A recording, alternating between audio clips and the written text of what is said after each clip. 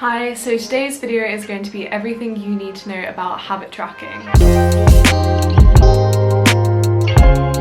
So firstly, let's start off with what is habit tracking. I am going to focus on habit tracking in your bullet journal because that is what I do. So starting off just with what Ryder Carroll says, who is the creator of the bullet journal. He says that habit tracking is a really simple way to keep yourselves accountable. And so building on this, I think that habit tracking is basically just a list of things you want to do, whether that's weekly, daily, or whatever time you want. And now I'm just reading from James Clear's Atomic Habits. I have not read the book yet, but my boyfriend has, and I'm dying to read it. I've heard so much about it. But he says that every action you take is a vote for the type of person you wish to become. No single instance will transform your beliefs, but as the votes build up, so does evidence of your new identity. So I just think this really explains what habit tracking is, why you would do it, and yeah, I highly recommend checking out these resources that I've talked about down below, along with any more I will link. So make sure to check out the description for that, and now let's move on to why you should habit track. Firstly, habit tracking allows you to see your progress. So I think that you're probably doing a lot better than you think with your habits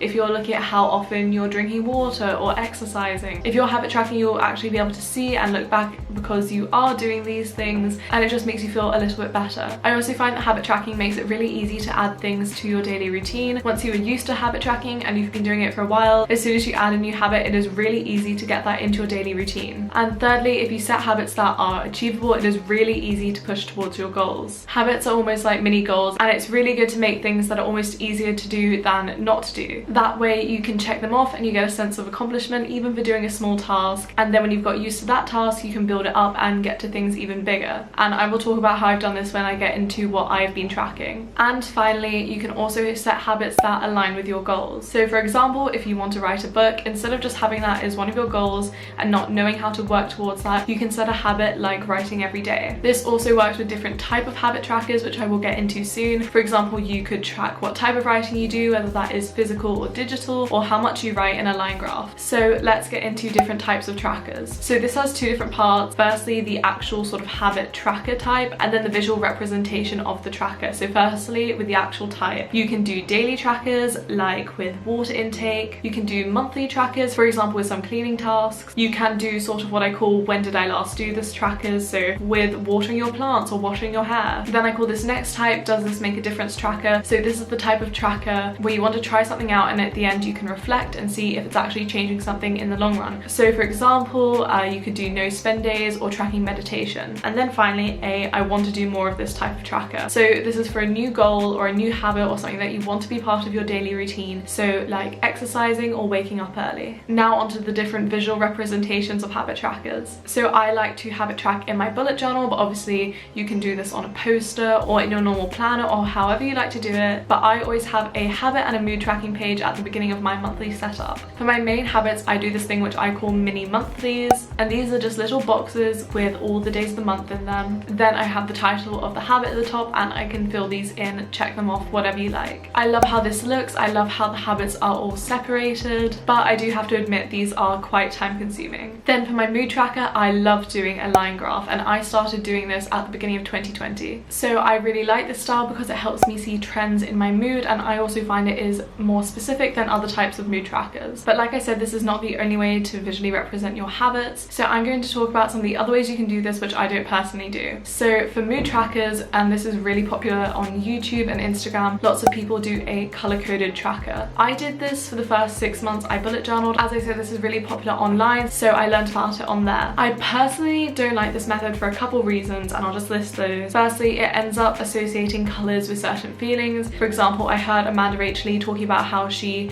tends to use darker colors for negative feelings, and she needs to reverse that because she started to associate those colors with negative feelings. Secondly, there is only so many colors and patterns that can represent certain moods, so you do run out quickly or start putting things together too much. And thirdly, sometimes you have highs and lows in a day and you have more than one mood, or for example you might be feeling ill but still mentally happy. So in my line graph, I like to have sometimes different points for one day, if I've had a real high and a low, or if I'm feeling really ill but like good mentally, and obviously that's just the way I do it. I'm assuming other people with other types of trackers have a solution, but yeah, those are my problems with it. But I do have to admit, this type of tracker looks gorgeous, as you can see from the pictures I've put around the screen. And now back to more traditional habit trackers. I think the most efficient way to do a habit tracker, which is not what I do, but is to do a graph. So this is very close to the original bullet journal method, where you just put all the days of the month and then you can do a key, color code, or just write the habits at the top and you can tick them off all in one sort of graph as you go. It's the same idea of how I track my habits with my mini monthlies, but it is just sort of a more simplified version. It is also way easier to set up, way quicker,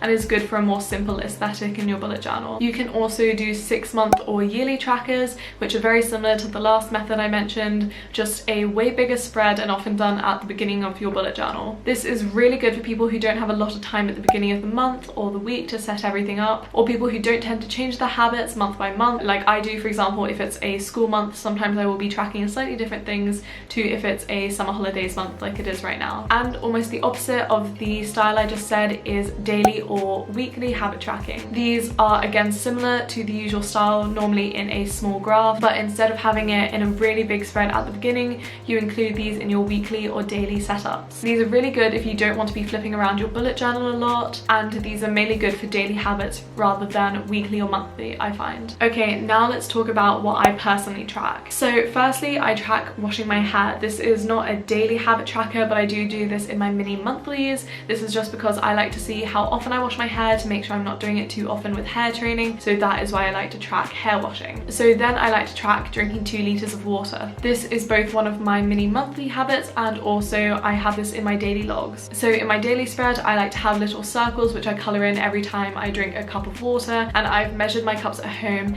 so I know how much water fits in them. So I've added up a perfect amount of circles to reach just over 2 liters. Then when I have had that certain amount of cups of water, I tick that off on my monthly habit. I think this for me is a perfect example of habit tracking working, because at the beginning of 2021 I realized how dehydrated I was all the time, and I figured I had to turn this into a habit tracker to get this into my routine, and I used to struggle getting to the 2-liter mark, and now I usually drink 2 or 3 liters a day. So I really think this habit tracking motivated me and made it so much easier. I then track filming 1 second a day. This is just an app where you film a second a day, and then at the end of the year, the month, whatever, you can look back at everything and see in a review with 1 second. So the app does track it itself, but I like to do this in my bullet journal to keep on top of it. So then I also track reading. This is a really good example of mini habits, because when I was first trying to get back into the swing of reading, I would do just 3 pages a day, and if I read more than that, great, and if I just read 3 pages, I just hit the goal. And now that I'm much more back into reading, it is so easy. I read like 40 to 100 pages a day, and yeah, it's nice to tick off still, see when I'm reading, but it really also helped me get back into this habit. Now I have exercising, which is more of a new habit. It's kind of a when did I do this last habit, or a kind of like I want to build this up into a more regular thing. So at the moment I'm trying to do 1 sort of YouTube exercise video a week, so I'm just checking off the day I do that each week. Then I track watering my plants. I like to do this once a week, and this is a sort of when did I do this last habit to make sure I'm keeping on top of it. So with all of these, I'm sure you can see I have a bunch of different types of habits, but they all fit in my mini monthlies tracker, which is why you can see I like this style. I also track no spend days, which I started tracking at the beginning of this year, and it's kind of to see if it makes a difference, that kind of habit. I'm not quite sure if it does, but it does make me more mindful about my spending, which I like. And my final habit is tracking when I do gua sha treatments on my face. I'm sure you've seen this on TikTok. So I've had one of these since like 2020, but I sort of did it irregularly, and after seeing all the TikToks, I wanted to see if it made a difference, so I've been tracking doing it this month. So that is all the habits I track. I've tracked many different habits over the time I've been bullet journaling, and what I recommend is starting small and adding more and seeing what works for you. But I just have some ideas of things you might want to track, or some things to give you some inspiration, so I will just read that out. Medication, journaling, yoga, stretching, periods, learning a new skill, skincare, flossing, cleaning, step count, energy level, takeaways, social media posting, no meat, studying, time with friends, no social media, or hours working. And all of these you can do in a bunch of different styles. I think they would work in a line graph, or the more traditional style, or the mini monthlies, whatever works with you. And obviously you don't have to track any of these. I just like having big lists to sort of get inspiration for what works for me. So yeah, that is hopefully everything you need to know about habit tracking. If you do have any more questions, please do ask down below. And yeah, if you did like this video, please do like, and please do subscribe. I would love love to see more of you,